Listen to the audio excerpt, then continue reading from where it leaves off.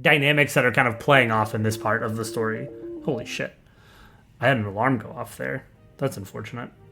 I can... I don't know what I'll do about that.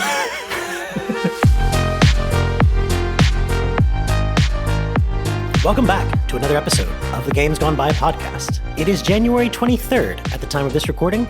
I'm your host, Adam, and joining me, as always, the gaming expert and enthusiast and Fire Emblem historian, Austin. Are you ready to discuss Fire Emblem, the Blazing Blade, aka Fire Emblem 7, aka Fire Emblem?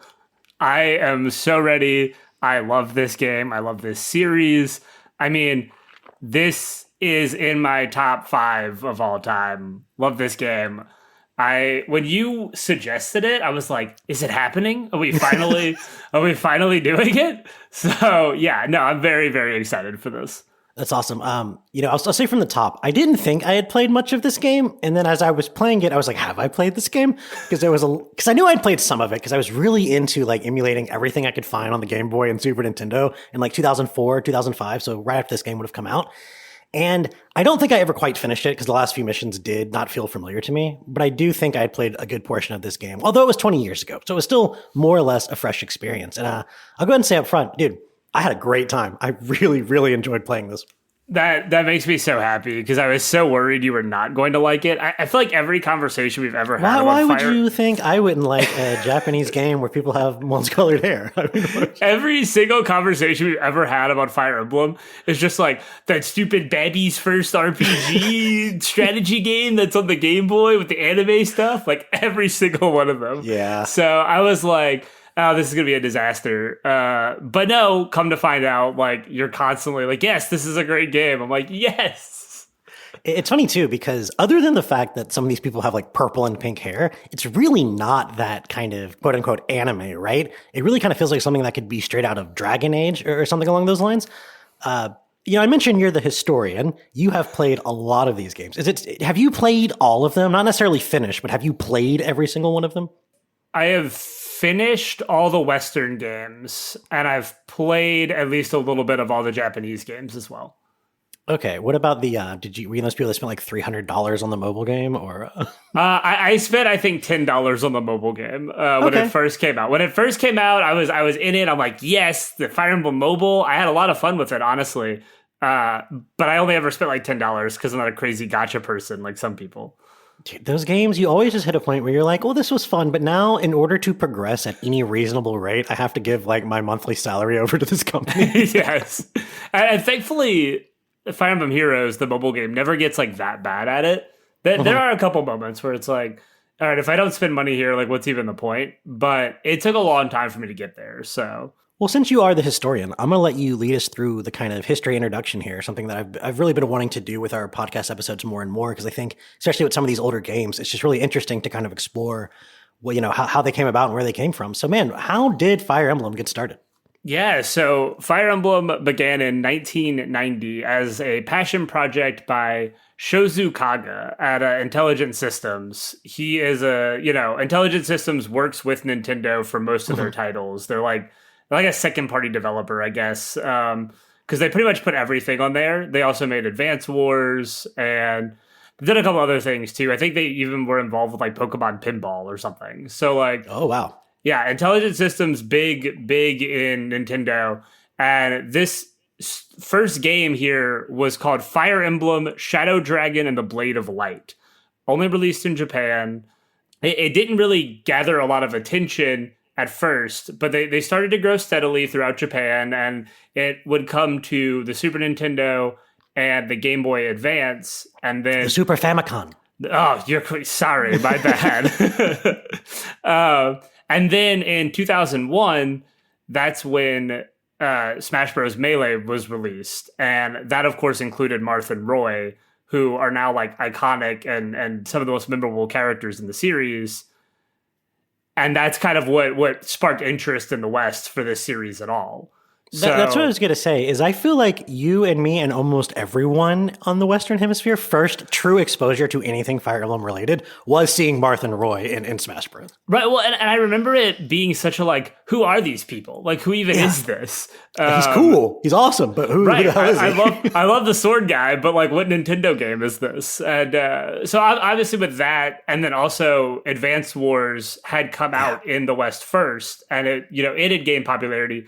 I guess like they felt military strategy game would do better in the West than like fantasy dragon strategy game, which like when you say it like that, it's like, yeah, duh. I can't believe I didn't even think of that. So I guess, but with that success and kind of being a similar-ish game, they were like, we're going to localize Fire Emblem. We're going to try it out. And in 2003, Fire Emblem and the Blazing Blade was released in the West. That's what we're talking about today. It was released just as Fire Emblem.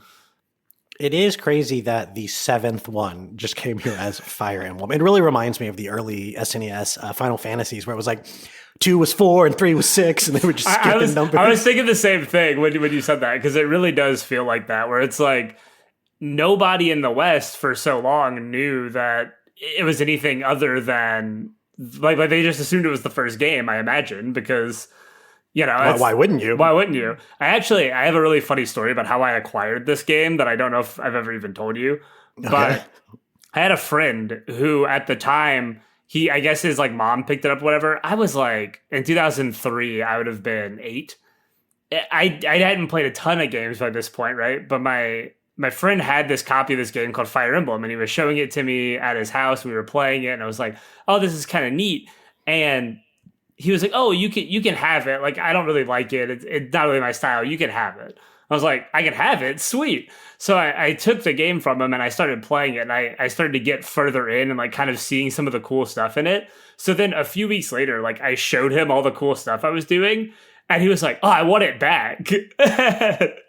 And like we got into a big fight about it, and his mom was like, you gave it away, so now it's his. So I still have that copy of Fire Emblem from that. No way, you still have that one? That exact same copy is still the one I have. That poor bastard. I know. The series would end up doing okay in the West for the next Game Boy game did pretty well, Sacred Stones, and then it would release games on GameCube and Wii. And by that point, the sales had started to decline. Nintendo was kind of like, we don't know. The series isn't doing what we kind of thought it would. So they gave Intelligent Systems basically an ultimatum. They said, if you don't hit 250,000 sales on the next game, like 250,000 units, then we're gonna end the series. And that game became Fire Emblem Awakening in 2012, and it is the game that basically reset Fire Emblem. It was a huge success. It sold nearly 2 million copies. Like, it's the game that re-inspired that series. It's led to 3DS games, Switch games, the mobile game that we talked about. There's a crossover musical RPG called Tokyo Mirage Sessions. This fascinates me. Please tell me exactly how this works and what this is. Yeah. So Tokyo Mirage Sessions is developed by Atlus.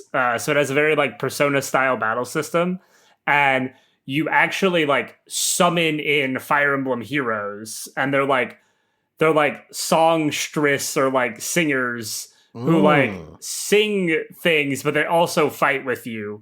It's a really weird game. It's super odd. It's as weird as you would think it would be. Okay, yeah, because I thought it was pretty weird.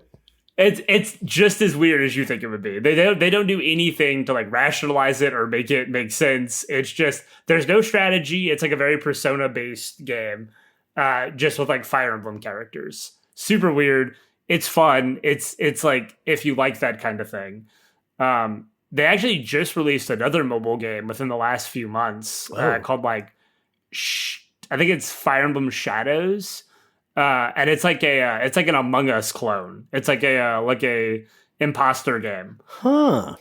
Yeah, I don't know. I've never actually tried it yet. I downloaded it because I was like Fire Emblem, but like I don't have friends to play. Which was probably their thought process too. Is they're like, it doesn't matter the genre of Fire Emblem, right?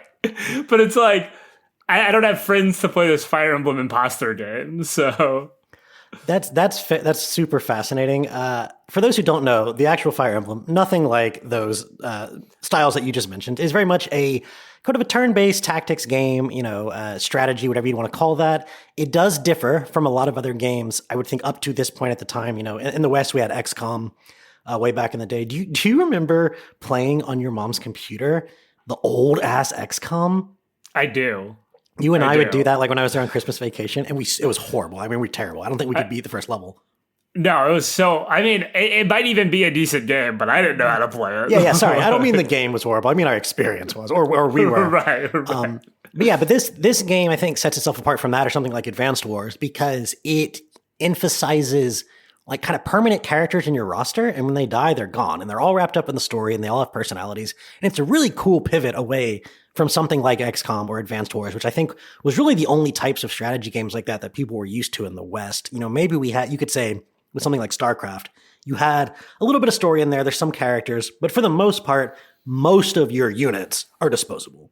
In this game, none of them are. And that really lends itself to like a really interesting playstyle. Why don't we get into some of the development history of this? We kind of talked about the more or less like cultural context of it and other things at the time, but give me a little bit of information about the big players involved, the names, and really how this comes together. Yeah, so by this point in Fire Emblem's legacy, Shozu Kaga had actually left the company. I think he worked up until like the fourth game, and then he left. And this one was led by Toru Narihiro and Takahiro Izushi, I believe is how they would be pronounced. And it was supervised by Nintendo's Hitoshi Yamagami. So again, right, Nintendo is like funding intelligence systems saying, here, make our game. So I thought that was interesting that like Nintendo's basically supervising this process. They're like, so it's not like we're gonna make an internal studio of theirs, but it's one that they were basically like, we're keeping a close eye on you. It's kind of like what they do with Game Freak, honestly. Like it feels like what they basically do with Game Freak. I know Game Freak has a couple other projects that are outside of Nintendo, but it feels very similar. The game was directed by Taiko Kanata and Kentaro Nishimura, and it was designed as a prequel and a kind of a companion game to Fire Emblem 6, The Binding Blade, which is the game that Roy is from. And I find this interesting because they never bothered, even in all these years, they've never bothered to localize Binding Blade. Like, yeah, the one that has the characters from Smash Bros. That we all first found out about this universe from. it's so odd. Like, I get initially like, okay, we're gonna bring the next one over, and it's a prequel, so like we'll have a tie-in to Roy there, and it's like people can kind of see that connection. But I always found it really weird that like they've never bothered to bring Binding Blade over at this point. That is strange. The gameplay initially was like almost 1-to-1 with Binding Blade, but they added a couple small inclusions as they went along development. They added in a player avatar tactician. So like, obviously we talked about this as a tactics game. You're making decisions. You're kind of leading an army. And you do this by like putting yourself into the game. You name a character. That's the tactician. He's helping you make these choices, but like he is you, which I thought was kind of an interesting thing the first time I played it. I was like, that's an interesting way to include you in the story and have like a player avatar without like having to worry about your name and like making you a central part of the story. You're just kind of like there. And it is a little weird because the characters will look at the screen when they talk to the named character. And I got used to it, and I actually ended up liking it by the end. But in the beginning, it really felt kind of fourth wall breaky. And especially if you name it like your real name, it's just like, hey, Adam, what do you think? And you're like, whoa. I'm just watching. Right. Like I don't think anything. I'm just, but you do though. But yeah. And I thought that was the interesting part is like, you do, because instead of like putting you into the story and then like you're experiencing somebody else's story, but you've named it, like you are the person making these calls. So like you are the tactician. So I thought that was kind of an interesting way to do that. They also add in Lynn's story, which is a full like tutorial campaign that was never intended. 10 chapters. I mean, it's a decent chunk of the game that was never intended to be in the game, like upon initial development. And they realized what was happening is like new players were getting interested because of Melee, and they were struggling with the series because it was known for its difficulty at the time, and people were really struggling with it. So they added in this mode that kind of really walked you through all the steps to kind of get you used to it. And this was totally optional in Japan. You had to like, I think you had to own Binding Blade, and there was like a way to like link cable to like prove that you own Binding Blade. Whoa. Yeah, it was weird. Like it was optional, but like you had to do some steps for it to be optional. In the West, there was no sort of option because you couldn't prove you own Binding Blade because it wasn't. You still can't. Right, you cannot prove you own Binding Blade. That's super fascinating, and I can definitely understand that because I'm sure they did. Well, I say I'm sure. I don't know. I wonder if they actually did any type of real marketing test or surveys to find out that, oh, Western players will struggle with this, or if they just sort of assumed, oh, those Americans, if there's not explosions, they won't fucking get it. I mean, Nintendo has a history of assuming that Western gamers are stupid, so I wouldn't be surprised. Not undeservedly sometimes. But. Well, like Mario 2 is literally just like another game like reskinned to be Mario 2. Like because Mario 2 in Japan was Mario the Lost Levels, and they were like, this Mario is way too hard. Like, we have a poison mushroom that kills you. We can't do that to the stupid Westerners. Like, yeah, they can't tell they're blue from their red. Yeah, it's really interesting how that kind of turned out. And, you know, I don't know how you felt about the tutorial as someone who kind of has played this series a lot at this point. I thought it was a good tutorial, but like by chapter 2, I was like, oh my God, like I know. It does kind of seem like something that they wrote the story for first and then tried to like break gameplay across those 10 chapters. Because there's a couple where I feel like there's just no justification for introducing me to things like movement this slowly or whatever, right? So sometimes it does feel a little slow paced. But I think because the characters in the story are kind of interesting and they're engaging and you get a new one each mission, it does come together pretty well. I mean, I definitely was glad I was able to skip it when I started Hector mode, but I really enjoyed going through it the first time. And I think it does work pretty well. That's good. Because I know, like, as I was going through it, I was like, man, I can see this being pretty glacial. But that's as somebody who's played this game alone probably 6 times. Mm-hmm. Like, I've played through this game a dozen times, and I've played every other Fire Emblem. So it's like, I know how this game works. But I remember it being useful when I first played it. So one of the things I really want to talk about, because it's just a fantastic aspect of this game, and I think it's such a reason why it's still regarded so well, is kind of all of the artsy parts of it, right? So the sprite art style, the music, the sound effects, they're so good, dude. This style to me is peak. It is peak video game art. I don't care what happens in the next 50 years. Nothing will ever look as good as that kind of SNES era or SNES era influence style of sprites. I love this shit so much.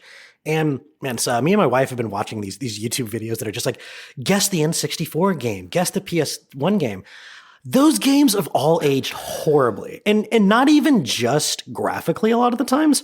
A lot of times you'll look at the gameplay and it was this really awkward time in between like, it's like on the Super Nintendo and Genesis era, they were really aware of the limitations of the console. And then by the time we get to the PS2 and that kind of thing, we've really gotten the processing power to be able to do really cool things. And in between was just some really weird ass games, especially anything that involved shooting had the worst controls ever because we had not standardized the 2-stick thing. Right? So I'm watching like Mega Man Legends and this dude is just like rotating 90 degrees to shoot straight in front of him.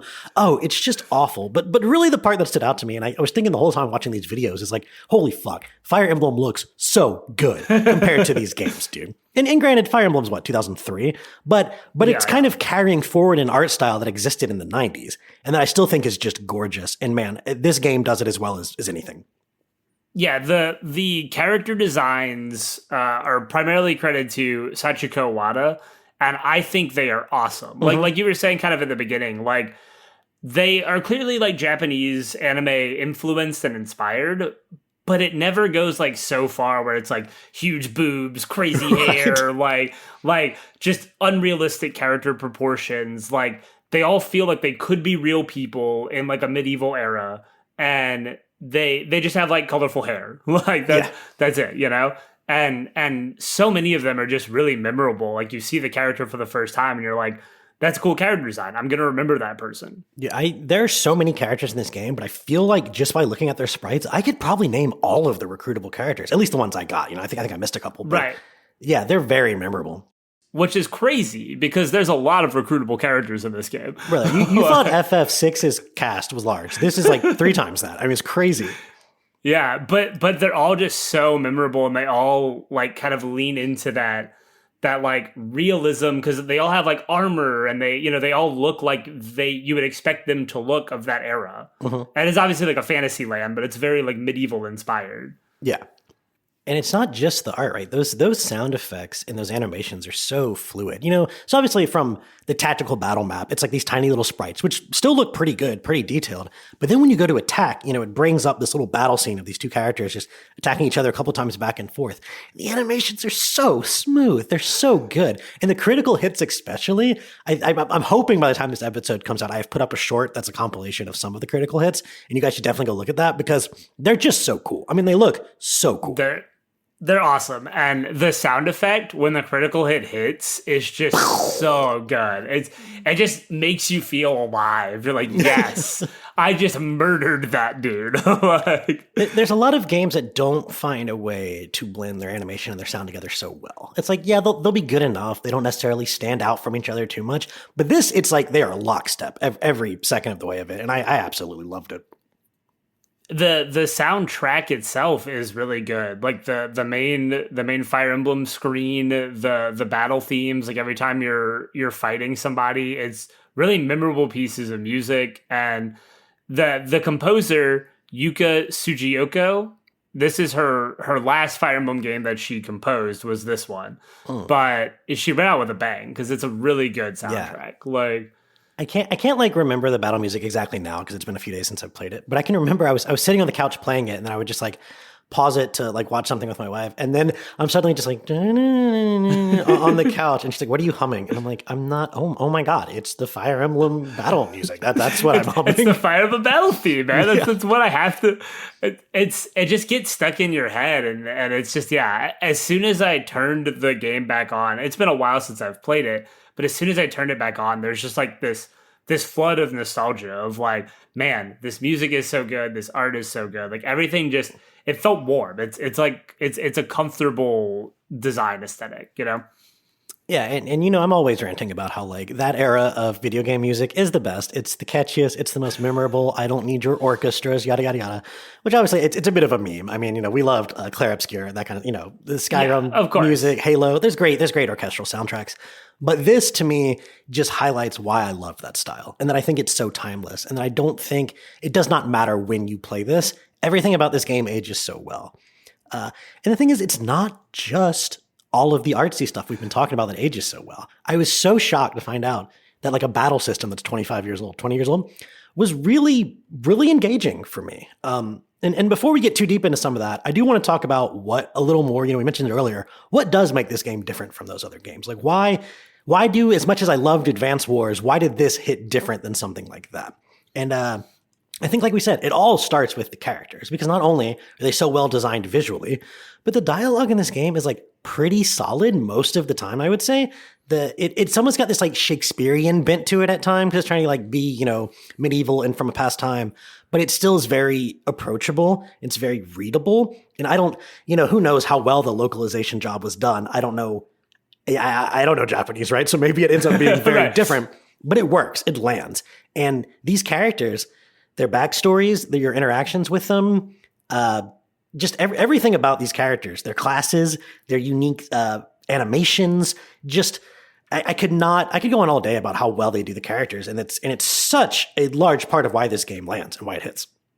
Yeah, I think that really is because, like you were saying earlier, like no other game at this time was doing they call this a strategy RPG, right? Mm-hmm. Because you are building a party, you're building a group of companions, you're building an army, but it's an army out of like real people that you're meeting and talking to, and the game gives you a mechanic called support conversations where like you can actually, as you're playing through the game, build up your relationships with individual units, and they'll like talk to each other and explore their past or talk about how they're feeling about, things around them and like talk about just different elements of the world. And it adds so much flavor and depth to these characters that could have just been very one dimensional. Like you meet them one time and that's it. But it gives you that extra layer. And the real thing about Fire Emblem that like, I think people most know it for is its permadeath mechanic, which is, it's become its iconic thing of when you lose a unit in battle, that unit is now gone forever. They either die or they make like a retreat because they've been gravely wounded. Like, and you have a couple characters that can die. If they die, the mission's over. Yes. But it's really surprising that even this exists at all because we're talking about XCOM. Yeah, your characters are permanently dead in that too, but they're kind of just one size fits all characters, right? They don't have a whole lot of personality and backstory to them. These are like fully they're easily replaced. Like at XCOM, you get another one, right? Like exactly. Here, that person that not human, but like that human is gone. Like that is such a different, and you can't just replace them. Like, yeah, you may get another unit of that class, but you may not. Like, you may have already passed up the other units of that class or whatever it might be. Like, you might never be able to get that particular type of unit ever again, and now they're gone. And like, that's a crazy thing to have to deal with. And they do a pretty decent job of continuing to give you more characters at a rate that's like, if you are really having them drop like flies, you can still be fine to a point. I mean, there does come a point in the game where it's like, you probably do need to start playing pretty smart if you want to finish, because you can't just be having 2 characters die every single mission. But they do come at a pretty steady pace, and they're usually pretty interesting. And yeah, some definitely have much more interesting stories than others, and some are more involved in the main plot than others, and some have better dialogue than others. But I wouldn't call any of them poorly done. I didn't think a single one where I was just like, this person sucks, and they are not going to join my party. You know what I mean? Which most party-based RPGs has at least one of those people where I'm like, this guy sucks, and he is not coming along for the ride.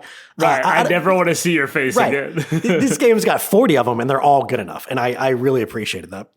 I think that I love that you can recruit the enemy characters. Like, that's one of the coolest things about Fire Emblem to me is like, there are certain enemy units that you can talk to with a certain person and they will join your side. You can convince them to like come to the other side. And it's like, there's always a reason or like a story kind of context that you can, and they're usually pretty good at like foreshadowing what that is. Like, oh, my past, I met this guy named Matthew. And then you have a character named Matthew in your party. And it's like, well, It rewards you for paying attention to what they're saying, for certain. Exactly. But you were talking about, like, you have to be careful. When I was a stupid kid and, like, playing this at 8 or 9 or whatever, I soft-locked myself midway through the game because I had lost so many units that, like, I could not finish the level. Like, no matter what I tried to do, I couldn't do it. I tried every different strategy I could think of, and I just kept getting crushed because I didn't have enough units to do so. So, like, I had to restart because I sucked at the game. But, like, you have to be careful, you know? Yeah, and that's really something that makes it stand out from, this company's like partner series, Advance Wars, is like, in Advance Wars, if you beat that level, you're good. You're on to the next one with a fresh start. That's how it works. In this one, you can have a Pyrrhic victory. Like, you can win, yes, but still feel like, damn, I don't know if I really won because I just lost one of my favorite characters or one of my most powerful or whatever it is. And it really does place this emphasis on kind of like the long term. All the consequences of your actions today can matter 10 chapters down the road when suddenly you're like, damn, if I still had that Pegasus Knight, this mission here would be way easier because the floor is covered in lava or whatever the hell. And I don't have them anymore because they died. And there's just something really cool about that to me. It can sometimes mess with you because you're like, oh God, no, I have to start over. Like, I can't do this. I have to start this level over because I don't want to lose this person. But I think that's just part of the fun of it. Part of the tension is you really have to make those decisions of like, am I going to play that 45-minute mission over again because I lost my archer? Or am I just going to deal with it going forward? And I really enjoyed having to kind of weigh those decisions as I went through the game. I think that's the struggle of literally every Fire Emblem fan. Right, like, do I restart this mission or do I just take this loss? And like, most people call it like an Iron Man run, right? Like, you're not going to restart. You're just going to take every death. And like, I tried to do that in this run. And like, by mission, like 3, I was like, never mind, I can't do it. Well, I didn't lose anybody that early, but like, sometimes you just come like, I was doing pretty good on my second playthrough with Hector.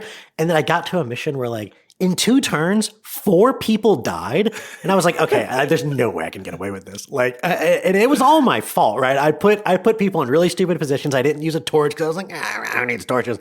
And I ended up getting like 4 of my best characters killed. And maybe the 4th one was Lynn, so I had to start over anyway. And I was like, you know what? Fine, that's probably good. Right.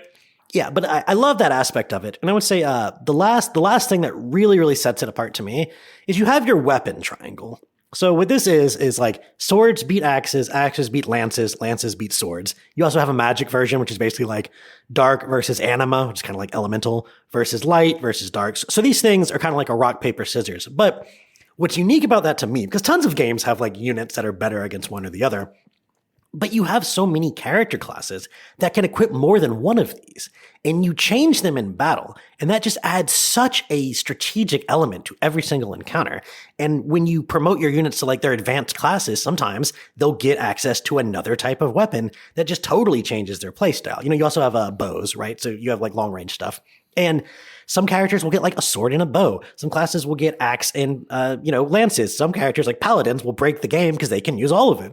And I really liked that part of it, man, because it felt so much better than just your typical, yes, X is good against Y, which is good against Z. What you really have instead is like, X is good against Y, which is good against Z, but I'm not fucked in this situation because I can just equip my sword. And maybe this character doesn't have as high weapon skill with sword because I don't use swords as often. Maybe I have an iron sword instead of a silver sword, so it's not as powerful, but it's still way better than using the wrong weapon type, especially early in the game when you don't have a huge hit score. Because mostly what the weapon triangle does is it gives you like a 1-point damage bonus and then like a 15% chance to hit. That might be all it does, but that's actually really significant in the early part of the game. And it can be the difference between dying and not.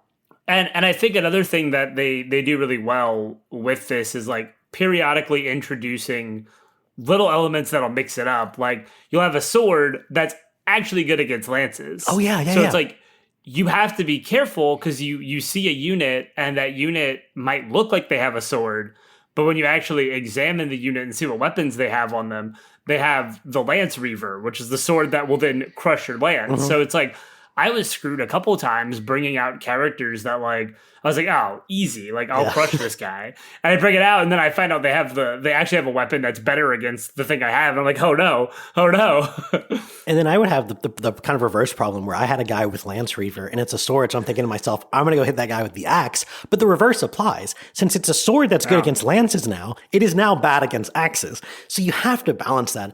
And of course, there's the weapon durability, right? God, you'd think after Tears of the Kingdom, I would never love in any capacity whatsoever a durability system. But with this game, because of the way you have to switch them, and because there's such a management of resources aspect to the long term of this game, it is so crucial that you manage these special weapons well. And it's so crucial that you manage your rare weapons well and that you don't just spam them constantly, because they will really come in handy at a certain point and they don't drop like flies. There's little shops and levels so you can restock with a lot of the basic equipment, but you have to manage your resources. And all of these elements come together into an experience that I just found is really not super like a lot of other tactical games I've played. It really has carved out its unique niche. Yeah, 100%. And I think what's like that inventory management is so crucial to me, of especially these early Fire Emblem games, because some of the later games actually get rid of weapon durability, which is a very controversial decision amongst Fire Emblem fans. And it works in some ways and doesn't work in other ways. But at least in these early games, like paying attention to what you have in stock, what you have in your like convoy that you're carrying all your additional weapons, like knowing what you have resource wise is so important. And like you have heal staffs, or you have healers who can heal you, but those also have a durability. So if you're not constantly stocking up on your heal staffs or like making sure you're using them smartly, you could run out of heals in the middle of a map, and then like now you have no healer. And like that's bad in certain scenarios. You get a little bit of an aside here. You get this character named Merlinus, who's really a merchant. He's not one of your kind of army playable characters. And he's nice because he kind of allows you to organize your inventory between missions. And if your character gets an item in the mission while with a full inventory, you can just send it back to the merchant, and that's kind of like your storage, right? But what's interesting to me is his character appears in a side mission, and side missions in this game are totally optional. Now, the one he appears in is the first one, and it's really easy to meet the requirements for it. It's actually almost like if you're not actively trying to not meet them, you probably will meet that requirement. But you can very much just not get the guy that gives you a core mechanic to manage your inventory and your weapons. You think that's intentional? Like, it's like, hey, if you want to play a hard version of this game, skip Merlinus. That would be interesting if that was it's so interesting. I never really thought about it super hard because like I've always just gotten him. Yeah, I mean, it's me like too, you said, right? it's so hard to miss him that it's like. But yeah, like there is a scenario where you can go through this entire game without ever being able to like have a backstock of weapons, and that just sounds insane to me. I can't imagine playing it without him. I really can't. And like some of the later Fire Emblem games will do like Path of Radiance, which I've also been playing lately because now I'm like full on Fire Emblem mode. And Path of Radiance will actually separate your weapons and your like bonus items. So like your vulneraries, your like like if you get like a red gem or whatever, right? Like those things will go into like a bottom assortment of like 4 items, and then you have like your 4 weapons that you can carry. So you have 8 total slots. So like it gives you a little more flexibility with stuff like that. But in this game, it's like you have 5 slots and that's it. There were times where I thought to myself, do I bother taking a torch or a vulnerary, which is like a potion? Because I kind of want a weapon there, especially on my paladins. I got a lot of weapons I can use. I need all the space I can get. And but I love that kind of stuff because anytime a game forces me to think about a choice and the consequences of it, I feel like you're making your game well. You're designing it well. I love that part of video games, right? Make me think about the consequences of the actions I'm taking. And this game has a lot of them. There's a lot of decision points throughout the game as you're going through it where you have to kind of make these choices and they can be hard choices. And that's what makes it so interesting. So I think what I want to do here is I want to go through what I've called phases. I've just tried to sort of group large sections of the game together, kind of both in like a mechanical and story sense. And we'll start with the one we talked about earlier, Lynn's story. And this is really like your mechanical onboarding and your emotional setup, right? Because you have, as we mentioned, it's getting you used to the mechanics of the game, but it's also establishing that this like green-haired girl in the middle of the plains that found unconscious Domji or Mark, or isn't that like his default name is like Mark or something? Yeah, Mark's the canon name. So you're the tactician, and for some reason you're passed out in a field. I don't know if the game ever reveals how that happens. It's not that important. No, you're just passed out in a field. Yeah, exactly. And she nurses you back to health. But over the course of that 10 chapters, you sort of find out that she's not just some orphan. She's actually the descendant of a person who's like a nobility, right? He runs one of the kingdoms in the world. Is that right? Yeah, it's so like the world's split into 5 different territories or 6 different territories. There's like Bern, Lycia, Etruria, the Sase or Sake, however you pronounce it. Mm-hmm. None of these things I've ever pronounced, so I've been pronouncing them one way my entire life. There's no voice acting, so who knows? Right. I have no idea if any of the way I pronounce anything in this game is right. But there's like 5 different kingdoms, and then within the kingdom of Lycia, there's like a bunch of different houses, and she's the granddaughter of the ruler of the house of Kalen in Lycia. Okay. So it's like a like a state, I guess, in the country of America. Or is it kind of like there's like in Game of Thrones, there's like House Stark or whatever. Yeah, yes, kind of like that. Yeah, that's the vibe I get for sure. George R.R. Martin really was inspired by. Oh, of course, yeah. By Fire, even though I think the first Game of Thrones came out like 95, but no, it's okay. He actually played the original Fire Emblem and was like, that's true. That's true. And this one's interesting because the game does ultimately, we're talking about all these different regions, it does develop a sort of political feel to it. There's a lot of political machinations going on between the different factions and the different kingdoms. But the first 10 chapters are really more personal than that. It's really all about her and her discovering her identity. And obviously that leads into political things because she is attached to this kingdom. But it does start off mostly just being her and you slowly recruiting a few allies at a time as you're getting used to the mechanics. And, the first couple guys you get are these 2 horsemen named Sane and Kent. And they are your cavaliers, which can use lances and swords. They're the ones that eventually evolve into the paladins. Evolve, like it's Pokemon, but whatever. Promote into the paladins, so they get the whole weapon tree. They were some of my favorite. But I remember you telling me that you really liked Sane because he is kind of this. So we were playing Okami, and you have that little cricket, and he's just a fucking pervert. Like, there's no other way to describe it. He's just an obnoxious pervert. Sane is like the elegant version of that. He's very interested in the ladies, but he's in this way that's just like, oh yes, milady, let me hold the door for you, and that kind of thing. But he's like persistent but respectful, and he doesn't come across as like a weirdo. And he is kind of the almost like squire to Kent. So Kent is always trying to like kind of keep him in line. And it's a really cool group of characters for that beginning. You also get to meet Florina, who is a Pegasus Knight, which like when you're playing a medieval type game, if you don't know that exists yet, I think Florina's character really caught me off guard. I was like, oh shit, that's awesome. Like you get horses, but they fly. And, but they fly. And, since the terrain in this game matters, mountains, forests, all these other things that can influence whether you can literally like, can you travel through it on the map? But also if you're in a forest or a mountain, you'll get, better defensive abilities. It's really cool to have characters that just kind of ignore those mechanics. And this game does a great job throwing niche characters at you, right? You get a guy called Nils in the first 10 chapters too, who his whole thing is he can't attack, but he just makes someone go again. And in a turn-based game in which everyone gets one move and then, the whole round ends, a character going again can be extremely powerful in the right circumstance. And I loved the cast of characters in the first 10 missions. Is there a particular one of these that is like your favorite?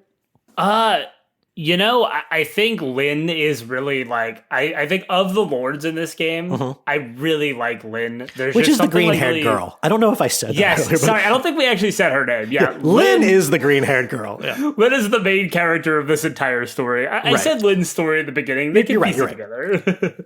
But I actually really like Lynn. I think there's just something about her that's very like innocent but righteous, and like she wants to do good, but she has like a really strong moral code that stems from her life in the plains of Sase or Sake, however you pronounce this word. And like I love how they emphasize a lot like the nomads of these plains. They never lie. They're very honest. They're very honest people, and that like recurs throughout the game. And when people meet her, they're like drawn to her and her honesty and her genuineness. And I've always really liked Lynn. I think her character design is awesome. Yeah. Like it's like boring, right? Like she's the main character or whatever, but like she just really like something about her really stands out to me. But you're right. They're all so good. And I think like Florina's a character I use every single run because she's just so good. She flies all over the map, just stabbing people from her winged horse. It's so cool. I love all of these characters in this game. And again, this was my introduction to Fire Emblem. This was my introduction to this style of game. So like I have a more personal connection with a lot of these characters because I'm most familiar with them. Mm-hmm. But man, that they really do a great job of introducing like a lot of different types of characters and different types of personalities in these early parts. There's a lot of just adorable GIFs in the Discord GIF library of Lynn that I've been spamming you with. And I assume some are from some like maybe Heroes or some mobile game or something because they look like they're actually from a game. But then others just look like some goofy, goofy animations that someone made that are just really good. Right, like somebody like fan arted them, yeah. But there's a great cast of characters in this introduction. As we said, with like all the dialogue and personality, but also just mechanically, they give you a great variety. So you have your two horsemen, you have the flying horse lady, you have Will, who's your first archer. And that's always a big part in these kind of tactics games because it's like, oh, someone that can hit from one square away and not take damage is just like a game changer. Then you have Dorcas, who is it's just like, I can't even say that name sometimes because it just sounds like it's so silly. It's so silly. It's like a shitty high school movie from the 80s where someone's like, get out of my way, Dorcas, and like shoves him in a locker. Like that's what I think of. But he's so goofy. He's got a big axe, and that's the first time you get access to someone who has an axe close range, but then he has the hand axe, which you can use to throw from a square away. So it's like, okay, this guy can do both. But if you're left with a certain thing equipped, you won't be able to respond, right? So it's like if you have your iron axe equipped and someone shoots you with the bow, you'll just get hit. But if you have your hand axe equipped and someone shoots you with the bow, you can counterattack. So there's a whole element to like which one do you attack with, because that's going to be the one you're defending with during the enemy's turn. And so immediately upon getting Dorcas, you're just like, oh my God, there's a whole new element to the combat I didn't even consider up to this point. And what's so great about that particular chapter where he's introduced is there are like a series of walls. So like you're surrounded by walls and it's like, okay, I can now hide behind a wall and throw my axe like through the wall. Yeah. Like, which like is a little goofy, but mechanically works very well. Mechanically, it's like, okay, now I have a defensible position and like, okay, now there's a crack in that wall. But if I put a unit in front of Dorcas to block the wall, then Dorcas can just throw axes from behind that unit. So it's like, it introduces this whole new layer of like, how do I place these units in the map? Where do I put them to get the most optimal use out of them? One of the next characters you get is Sarah. She is your first healer. This is also a really interesting thing because she does not attack until she promotes. We'll get to that later. God, I love this game. So Sarah's your healer, and it's the same deal. You have a healing staff. It has durability. You can only use it, so many times you have to get another one. And that's how she gets EXP, is by healing people. So naturally, really early on, I'm like, you know what? Every time someone is damaged 1 HP or they're missing 1 HP because they just leveled up, I'm healing that shit because I'm trying to get her some experience points, right? You get Urk, who is a magician, which suddenly you realize not only is there a whole separate magic triangle, but the interaction between magic and physical characters is really interesting because some characters will have really high defense. So you go up and try to hit him with a physical weapon and it does like 1 damage. But then you get little Urk over there and that guy's only got 1 resistance. So he does, tons of damage to him. That's a great introduction to that. And you end up with Lucius, who's uses the holy magic. So Urk uses, anima magic. You get Wrath in one of the first 10 chapters, who is a horseback archer. Now you're like, okay, now you're really throwing crazy things at me. So you got a guy who can move really far, and he attacks from a range. And then, of course, you end up with Wallace, who is just this giant hunking thing of steel. What is the character called? General or General's the evolved. Knight, yes. The evolved. I'm going to say it. I'm going to say it. I'm saying evolved the entire time. There's no stopping. It's understandable. I get it. I've been listening to our Pokemon episode too much. I think half those downloads are me, but that's fine. So Wallace is cool because the way he's kind of used in that mission that you get on. Well, first, I think they show you how to promote in that last mission. Yeah. So you recruit him, they show you how to promote, and then you can just lock down a position. You were talking about with Dorcas in that other mission. Yeah. Wallace is the perfect unit for that kind of thing, right? The knights and the generals, because they can just hold ground like nobody else can. Except when Mage comes along, right? It's like that's the, because they're the ones with the weakest resistance, I think, probably in the entire game. And like, if you put them out there and 2 mages show up, like suddenly you're in trouble. Yeah. So it's a lot of that like thinking through and thinking about what's the most optimal path forward. And I think the tutorial does such a good job of introducing you to so many different concepts. Like all the things we just talked about are all done in the tutorial.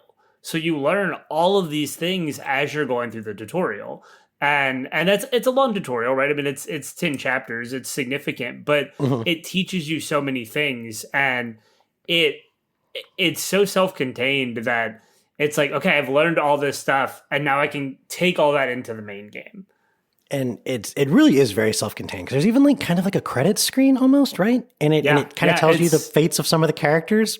Yeah, it kind of mimics. I thought that was really interesting because it kind of mimics what the actual end credits will be, and I didn't remember it did that, but it's the same idea where like it tells you what each character does after the story, what they go off to do, and so like in Lynn's story, even if someone dies, they don't actually die, right? Like we've talked about permadeath.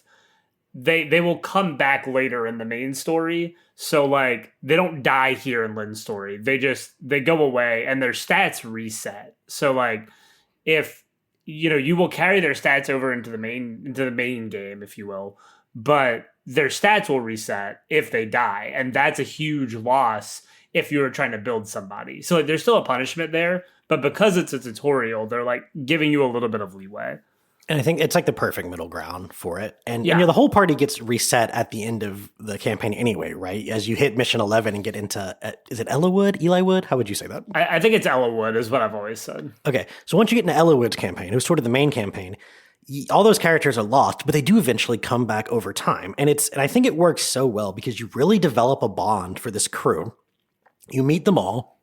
The tutorial ends. The game resets. It's like a year fast forward in terms of the game years.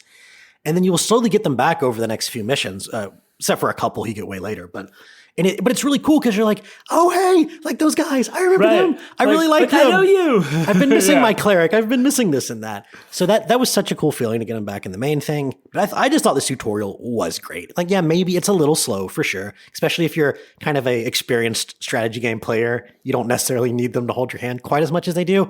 But because of the way they're introducing the characters and because of the way they're introducing the story and they're setting everything up, I just think it works really well. And I'm really glad that I did not have the option to skip it because knowing me, I might have decided to, and I would have not realized how much I would have regretted doing so. So I'm glad I did not.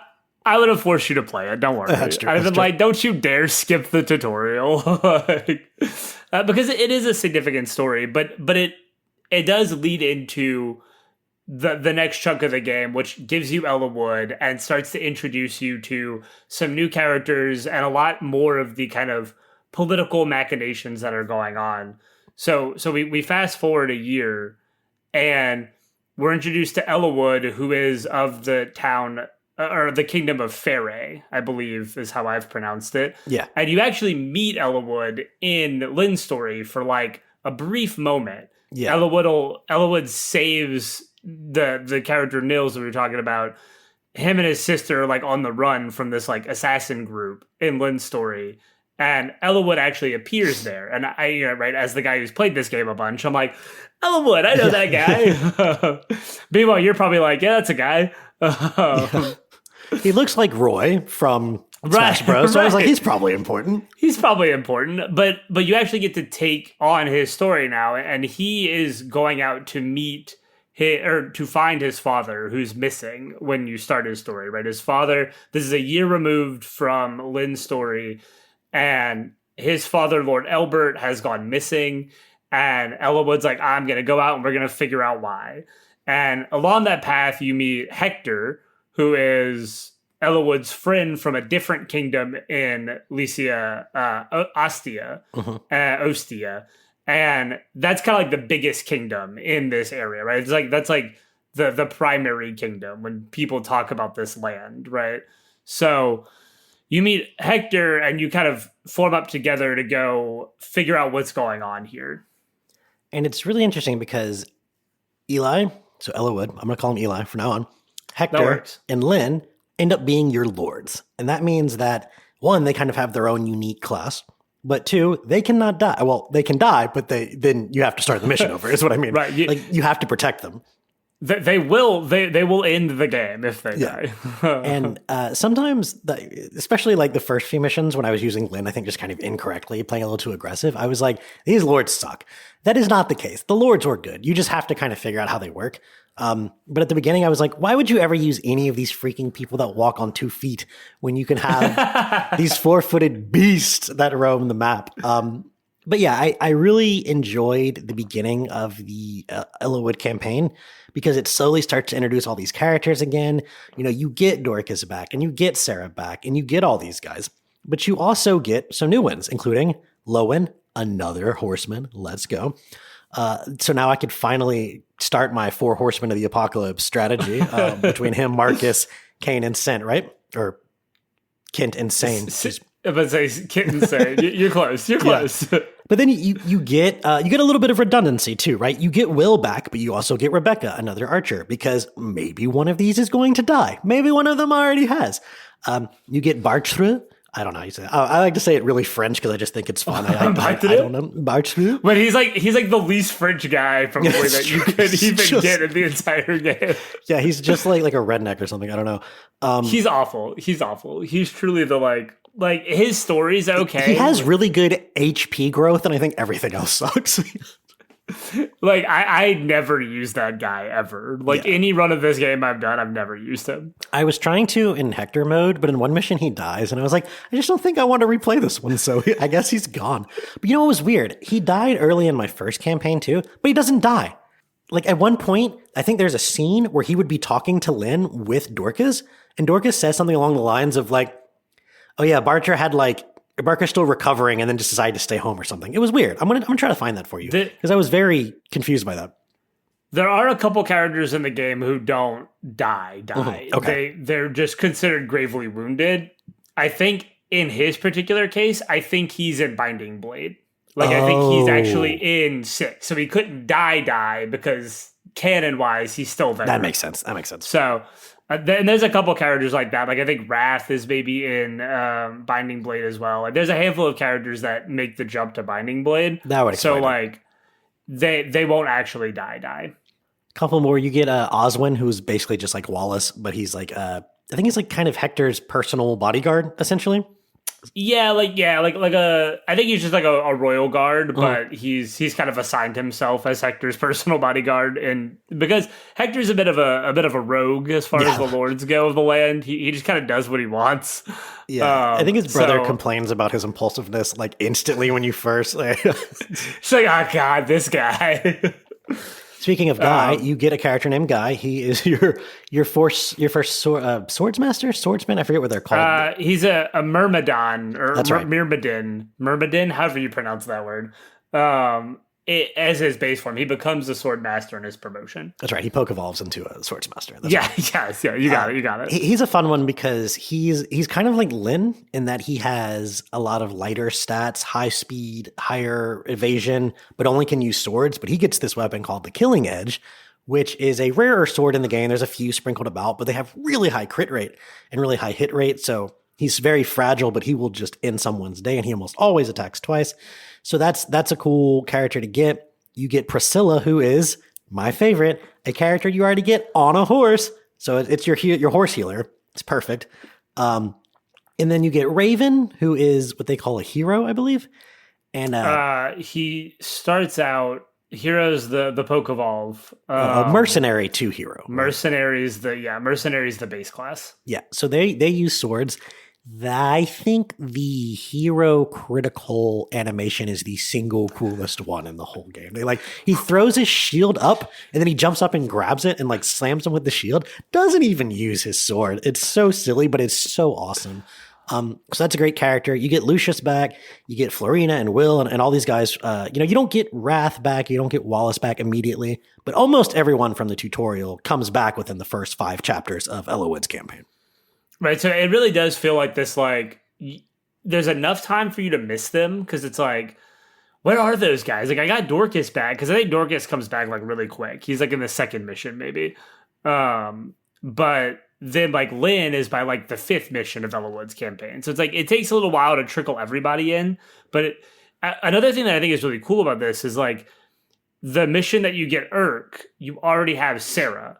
And you know that Sarah and Urk have a connection from Lynn's story. Yep. So, like, you see Urk in the build-up to that mission, and you're like, okay, I know who this is. I need to bring Sarah into this. And, like, there's a fortune teller lady that you can talk to in the menus, and she'll, like, tell you who to bring in all these missions, which is, like, fine. But I love that the game also very naturally is like, you know who this is. You know Urk has a connection with this person that you already have in your party. Bring them to talk to him. And it's like, that's awesome. Yeah, and then when you recruit Urk, he's like talking to someone in the village, and he says something about how he knows that he had a contact down in the city of the south of the map or whatever, the village, and you end up seeing her talk to someone, and you're like, okay, I need to get someone down there to go recruit her. So the game is good at kind of hinting at who you need to go recruit who, or if you can just get anyone to go recruit that person. And I really appreciated that. The fortune teller is there. Is that kind of like the Lynn mode, where that was like a Western thing? I kind of wondered that. Yeah, it's something I don't really know, because like every game going forward has something kind of similar. It's not always as like overt as like, here's a fortune teller who will tell you what to do. But a lot of the games have some sort of like hint system to kind of help you prepare for the battle. But it definitely does feel like a Western edition where it was like, hey. Yeah, so this section, Eliwood sets out to find his father. He joins up with Hector, who's of course like, yeah, bro, I'm gonna help you find your dad. And the politics of Lycia really start to come into focus. We kind of see that there's like every mission, there's this like mysterious guy in a purple cloak who's very clearly manipulating some of these lords and these nobles. And they're trying to like start some sort of rebellion or mutiny, and these things are getting covered up. So you're really starting to get some of that political stuff. But there's also starts to be a little bit of a hint like, well, okay, who is this guy in the purple cloak? There's very clearly something going on here more than just your typical mutiny, your typical group of like belligerents and bandits. There's something else going on here. And I think the game does a good job just like slowly building into that. And this whole phase, these first 5 missions, I think work really well because they really force you to sort of understand what you learned in the previous 10. And your choices and like who you decide to invest your experience into. Because I think it becomes obvious early on that it's like, well, okay, you only get experience points for these characters when they do something. You get 1 when they get attacked, which I always found kind of funny. It's like kind of insignificant, but at the same time, I had a strange number of times that a character had 99 experience points. So getting hit once and leveling up, and then if they got hit again, well, it's like, hey, my character just gained a point of defense. They just gained an HP. They just gained a resistance. So now they're like slightly more powerful for the next attack. So sometimes that would line up well and it's fun. But for the most part, you're doing actions to get experience, and that becomes obvious early on. And so in these first 5 missions, you start to get to the point where you have more characters and you can take in every single time. So it's like, okay, who do I want to take in? Do I care if this character falls behind, or do I want to bring them in and make sure they keep up with everyone else? And so immediately in the main campaign, this game is allowing you to make those choices. And that's really important later on because those decisions really have impact later.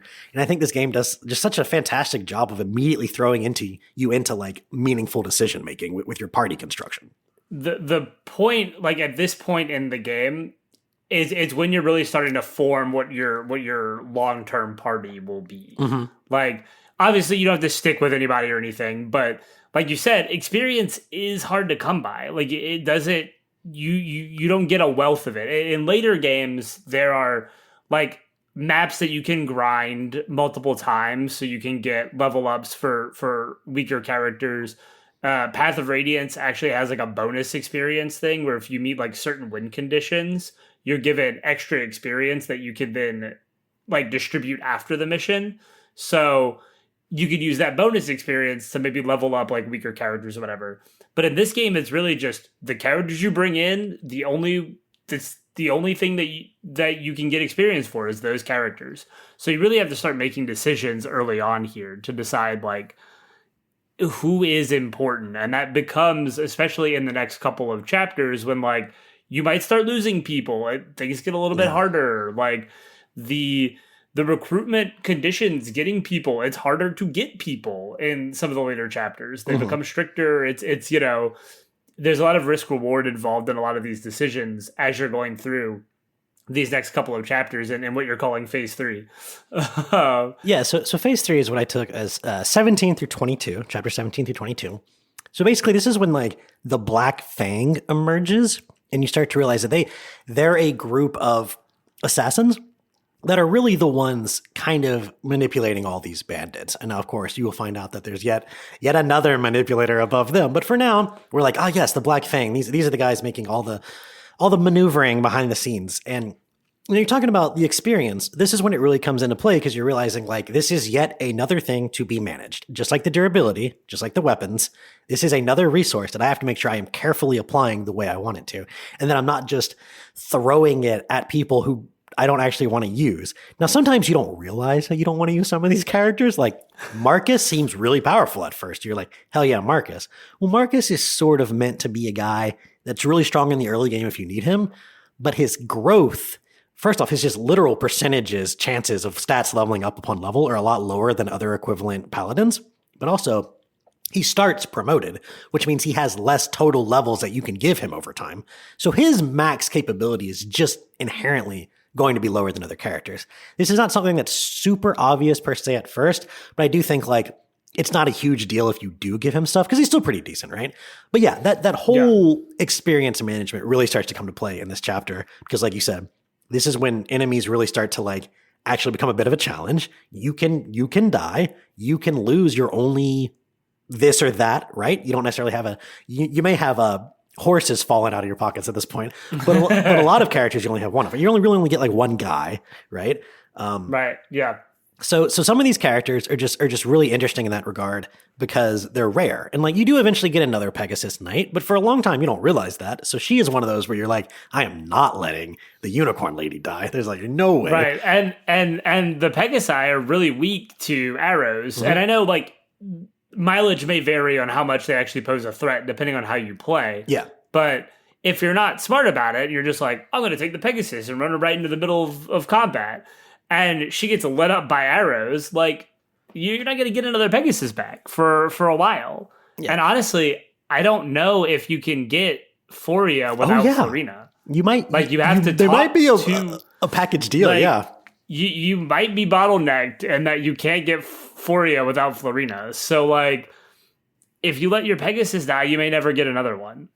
Yeah, and that's just one of the things that this game starts to make very apparent by phase 3 is that, like, yeah, these things matter. Don't let them die if you plan to use them, and consider if they're worth keeping.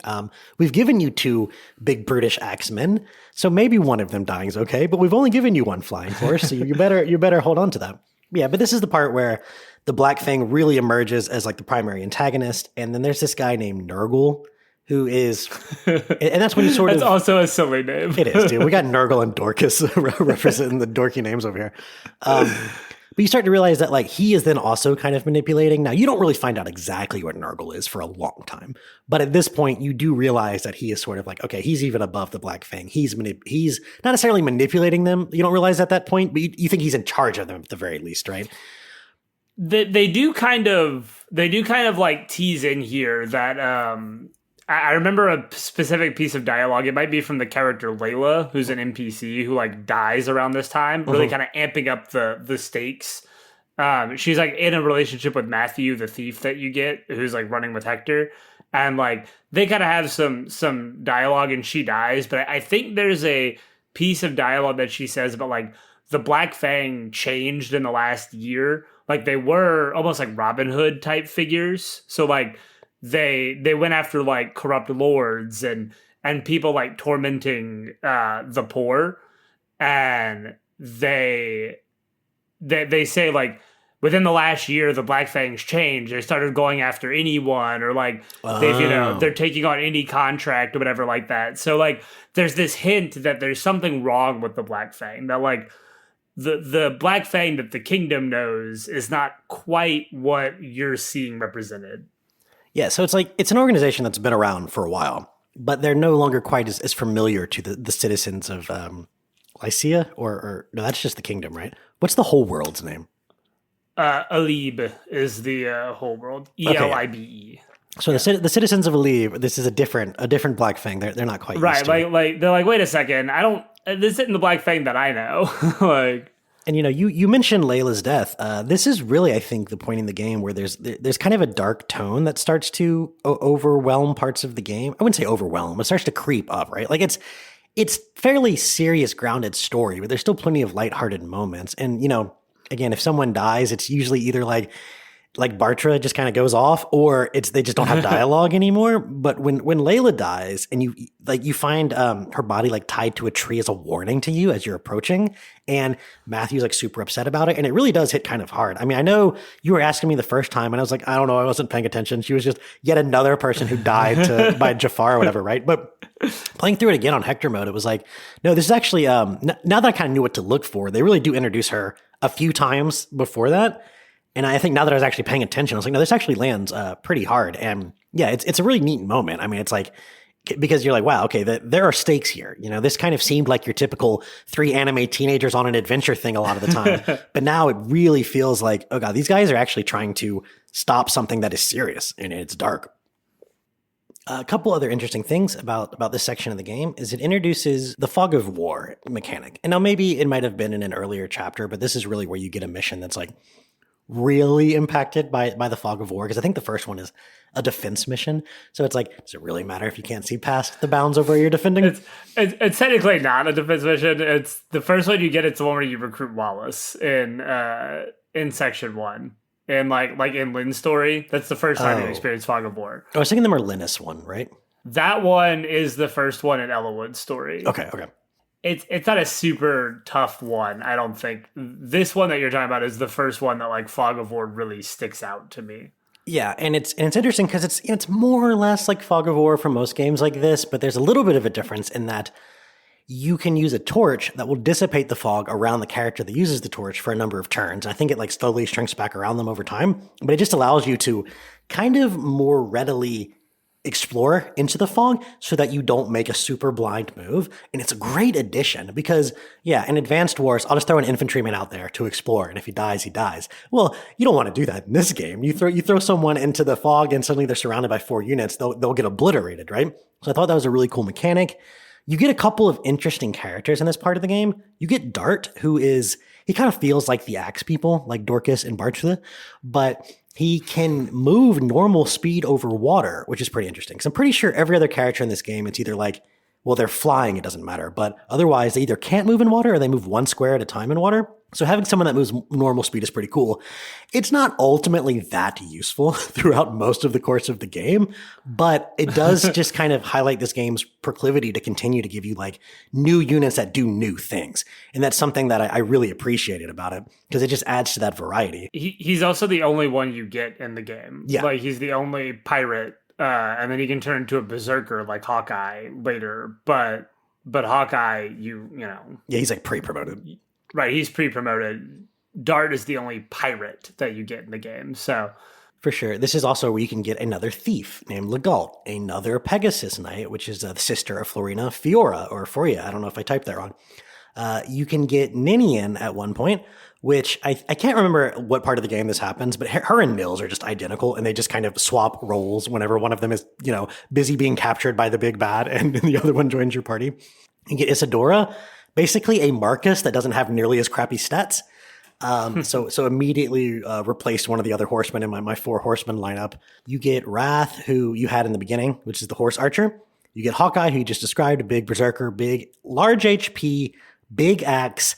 Honestly, the strongest base stats of any unit in like the whole game. Like as soon as you recruit him, he's kind of insane. Yeah. He's actually insane. His stats make really no sense for this part of the game. But I think it's just one of those things where it's kind of insurance policy for you because it's like, have you lost 40 HP worth of units? Well, here's a guy that has 50 HP. So, here you go.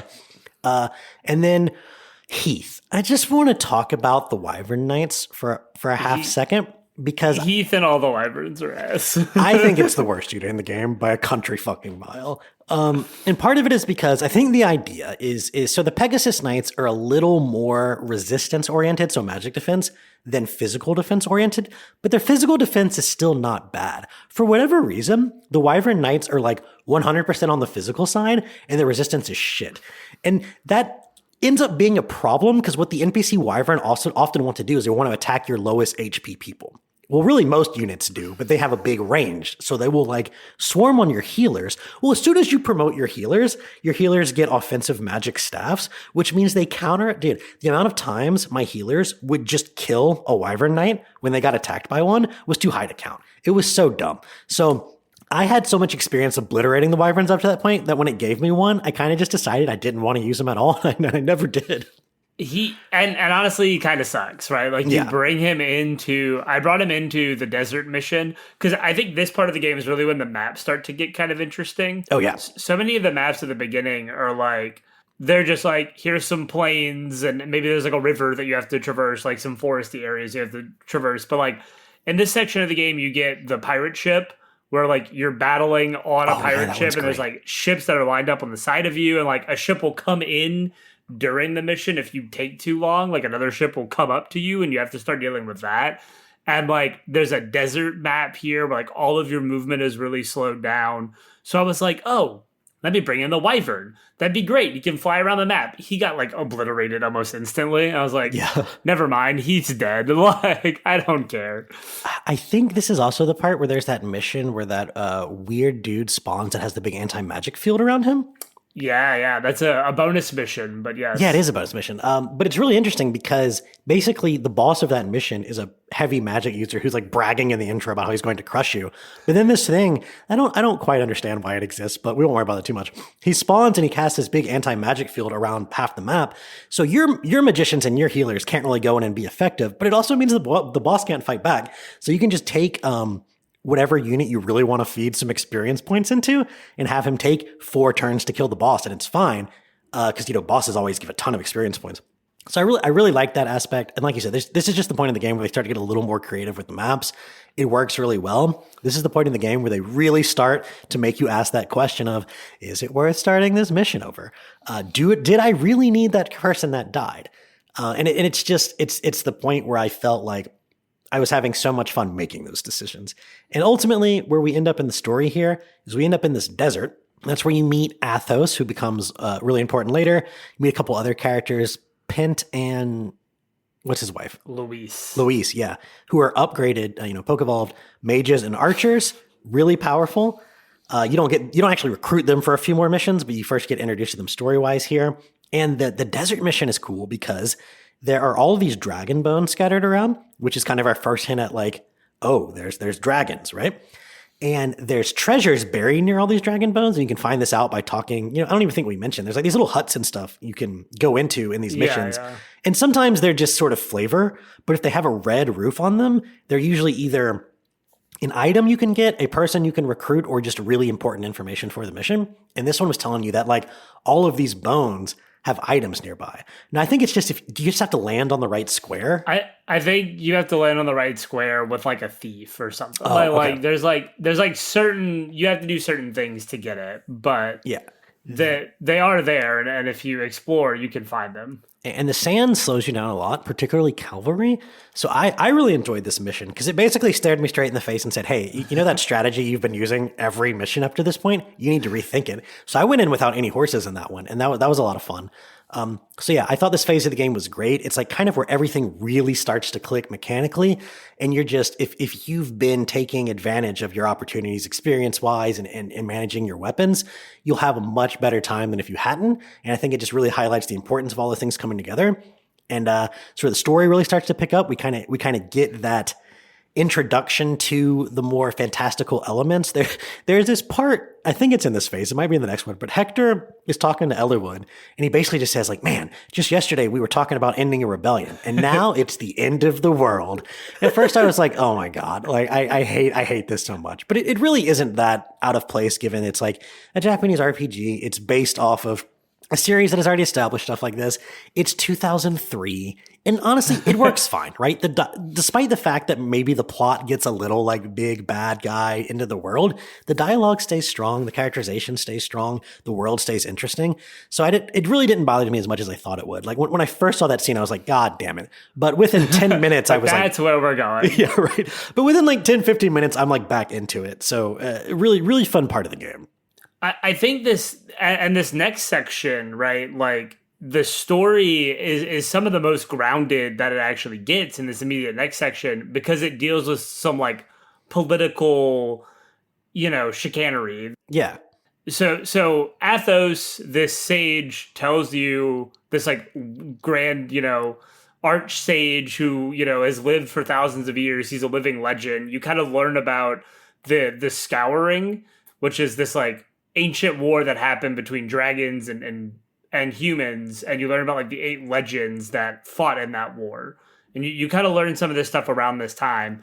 And Athos tells you like you need to go to the Shrine of Seals in Bern, and that's where you'll find the weapons you need to defeat Nurgle. Like that's where you'll get what you need to beat Nurgle. So you go with Pitt and Louise, you go off to do that, and because they're like, yeah, we're actually important people in Etruria, which is like a different kingdom, and we know the Queen of Bern, and Bern is kind of making some moves right now that look like they're about to attack Lycia. So it's like all these little political things that are kind of moving and all these pieces.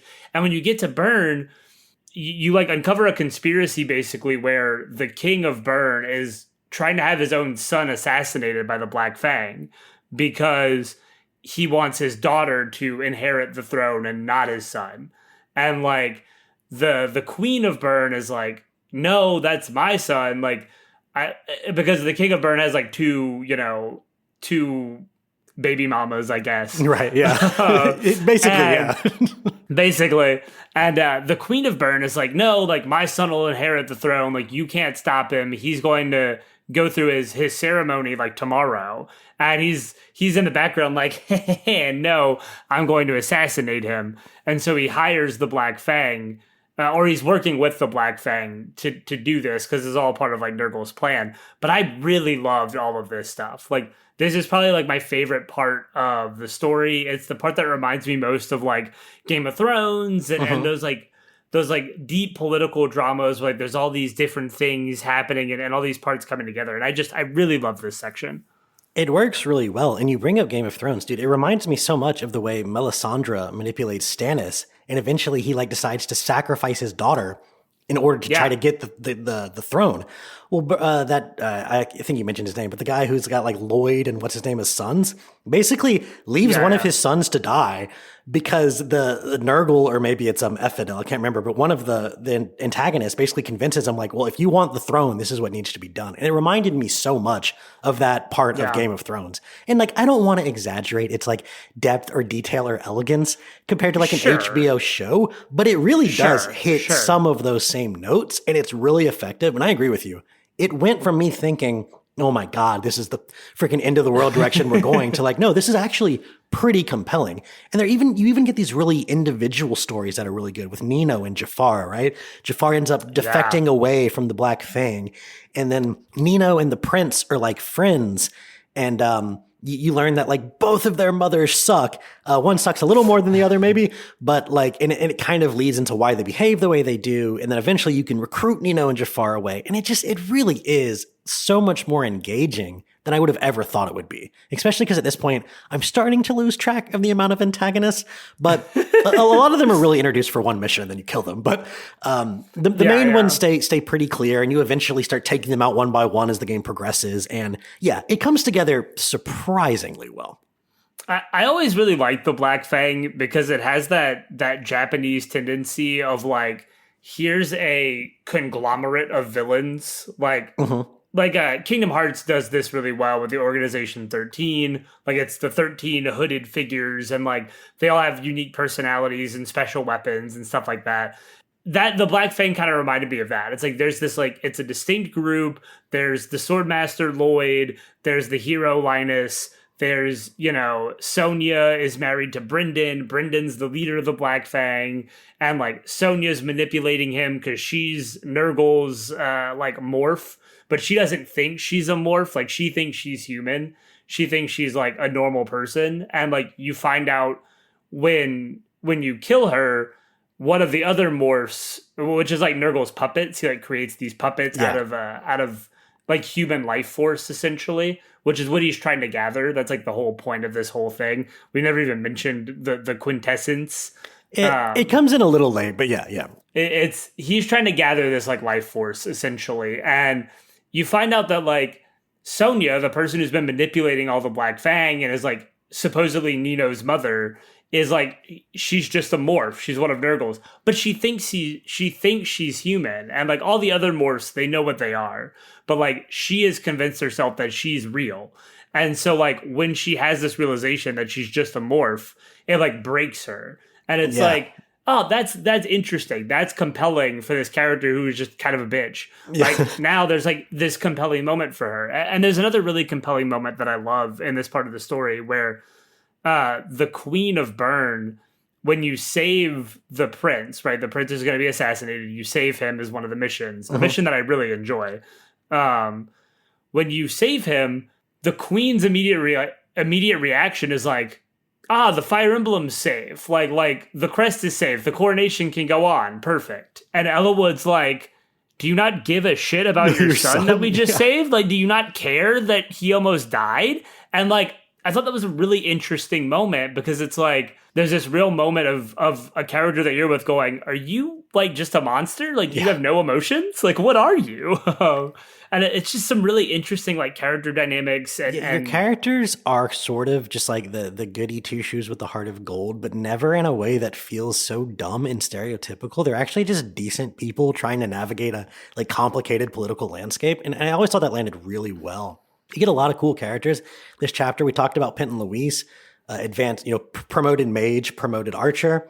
You get Corel and Harkin, which I believe were they a swordmaster and a hero? Yes, you only get one of them though. Okay, right. It's one of the characters that you only get one. Yeah, it depends on. There's so many things in this game that like. Oh, that's right. There's the Lloyd thing too. Under the hood, yeah, it's like there's a chapter where you fight either Lloyd or Linus, but you don't know like what certain things you do will determine which one you fight, but it never tells you. Right. And like Carol or Harkin will show up on two completely different maps. And you'll get those maps depending, again, on what you do. Like, one playthrough of this game, you will not see every map, because there are a couple chapters that have different maps depending on what you do.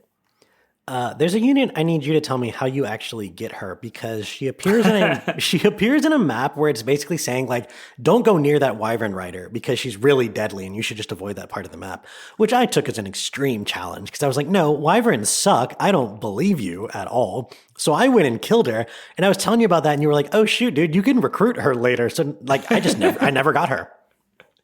Yeah. So she shows up in chapter 27.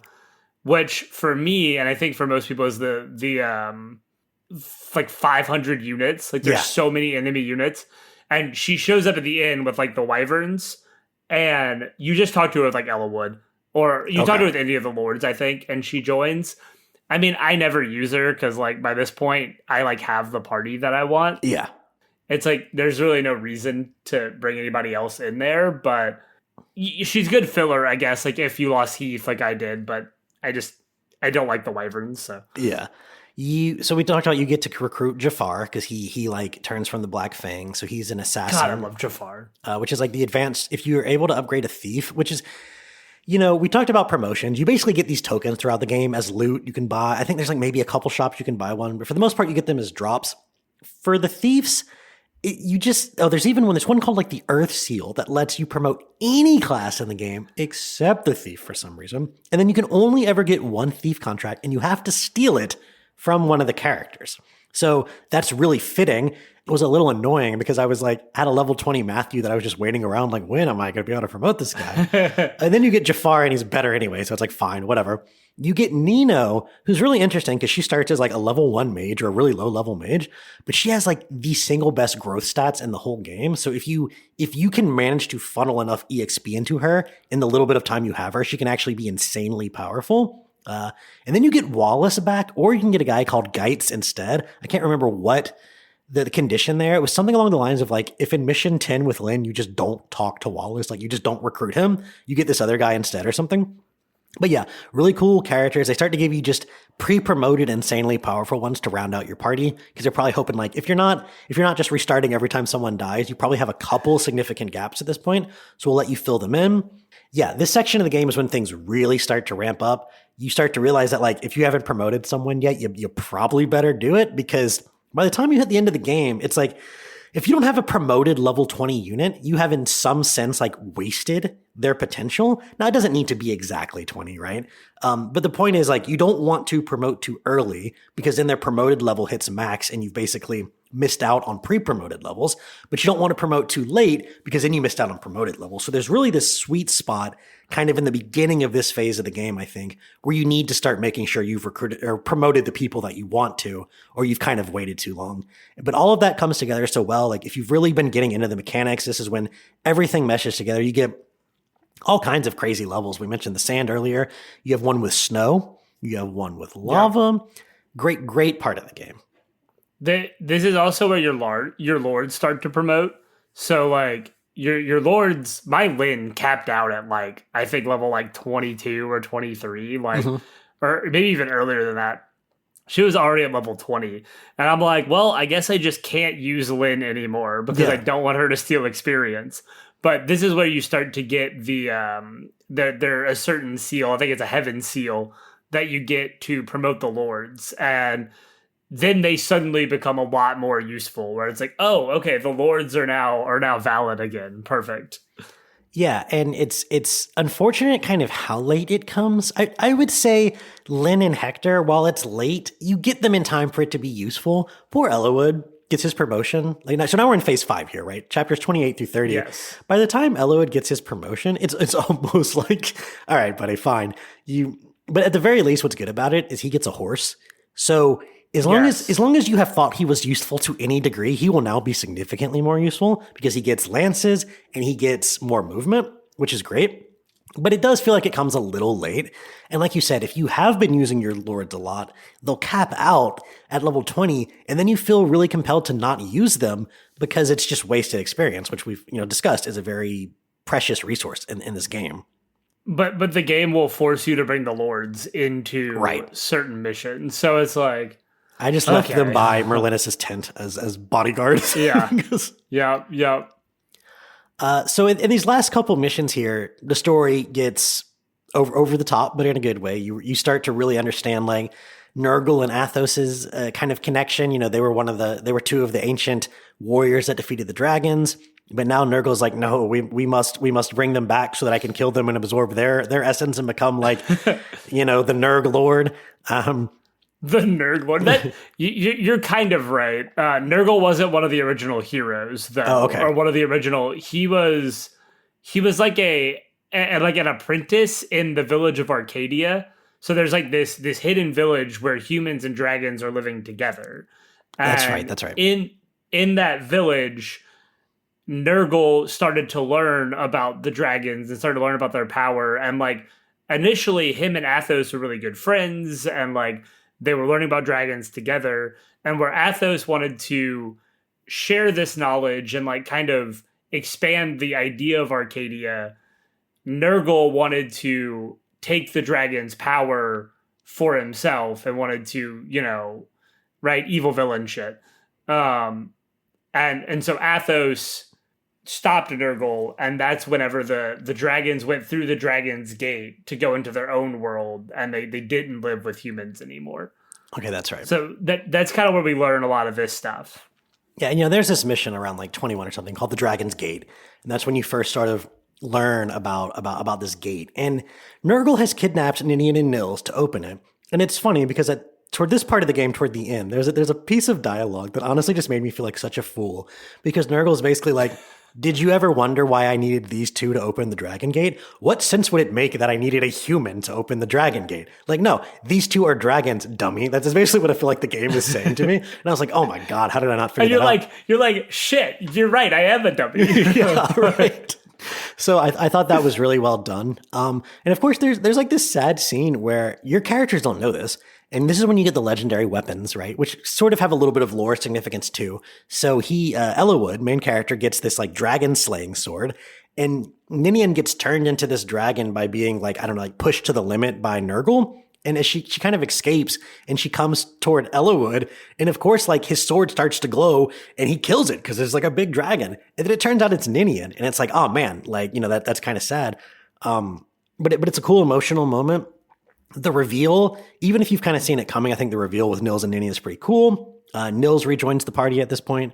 I loved his little extra turn thing, dude. There's this one mission where you're kind of in a defensive posture, and there's like, they're assaulting your base with ballista, right? So there's these ballista that archers can get in that basically just allow them to shoot a bolt like really far on the map, right? If you're careful with your paladins and Nils, you can basically rush the first archer, kill him, spread your guys out, and I managed to set it up to where they didn't get a single ballista shot off, which then allowed me to use my Pegasus Knight to like dominate the map. It was such a rewarding experience, man, because it made me feel like I kind of outsmarted the game, and I was able to play right into what they didn't want me to do and still be effective. And it's a great moment. Yeah, Nils, it's weird because they also have these buffs, Ninian and Nils. They have these items that'll it's like increased crit chance, increased defense for a turn. But they're just not useful compared to giving someone an extra turn almost ever. And in fact, in the very last level, which we'll get to soon, I was trying to use them on Athos, because I was like, maybe he'll be able to. No, it literally doesn't make him take any less damage from the dragon. So I don't know what the point of those damn buffs are. But the extra move is so good that I appreciated these characters. Yeah, in this section you do get one additional character. You get Renault, who's a bishop. Oh yeah, which is the promotion of Lucius, is the mage, the light mage. And I just have never really understood this. I guess it's just like one last here, we're gonna fill somebody just in case you're running really low, because it's just so late in the game. It's like, if you don't have your party at this point, why even what are you doing by this point in the game, right? It's such a late add. It's like I never use him ever, because you literally get him in the last mission. My only thought is, moving into the true last mission here, Nurgle is surrounded by 4 dark mages. It's true. So maybe that's why they're trying to give them to you. But one of my problem with archers and mages in this game, enemy archers and mages, is that if they were in range to hit me, they were in range to get hit by a paladin, which means they were dead. They were dead before they could do anything to me. So I didn't bother to use them either, because I just sent horses after those guys. So yeah, it is a little too late with that guy. But I do appreciate that they're like, hey, maybe you lost Lucius this last mission. Maybe you lost one of your magic users this last mission. Here's another one.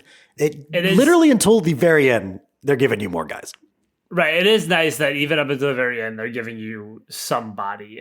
This section is cool. It's like the build up and the lead into what I think is a pretty challenging final mission. Oh, God, yeah. I was at the point where it's in the second to final mission, I was like, I am a god. I can't believe they thought this was going to stop me. I just rampaged across this map. They sent there's a lot of units on that second to last mission scattered around the map.